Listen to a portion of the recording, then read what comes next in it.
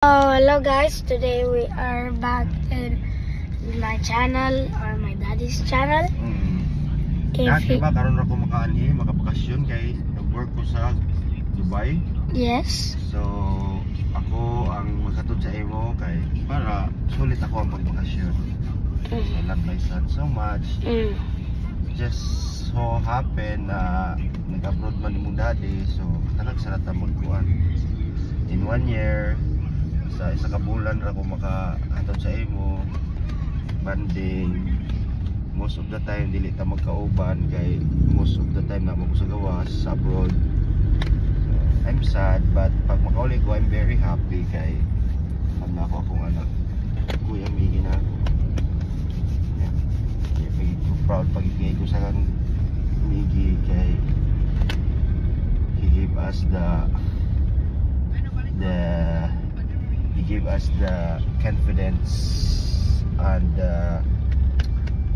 very proud ko kay labi na kay ang mga grades sa school nagko niya much more is that na honor pa gid siya kamo siya na ma-honor siya para gid na makuan mi lipay gid mi sa iyang mami kami duha sa mo tayang mami kay makasaka sa stage lipay kayo ako very proud kay ko sa imo na. So, I'm hoping someday nga ako po makasaka ko sa stage, but I'm so proud of you. I love you so much na kapag akong maasahan karon asahan na kita kadiri sa balay or ikaw nang puli sa ako pag wala ko pag nako sa abroad ikaw makatiman sa imong manghod kita na ako na kabalo na ka makatiman sa imong manghod kabalo na ka sa iyo magpaligo ilo, tiplan pag mo siya gatas. Kung mag-expect na nga na dahil kang magkunaon na karon na thankful kay ko sa Ginoo na kay tagaan ko anak nga pareha sa imo ha buutan. Yeah.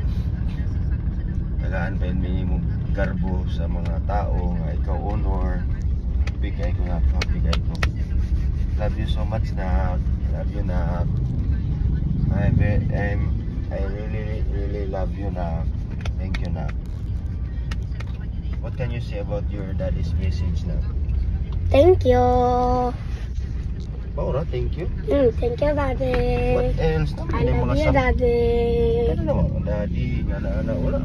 Nga na lugar? Daddy, thank you. I love you, daddy. Thank you What else? Thank you for helping me at everything I do. Okay. Also, you give me this laptop for me to study more. Hindi ko tabang sa imo kay ikaw ba nag-istorya na. So, thank you, daddy. I love you. Thank you. I love you too.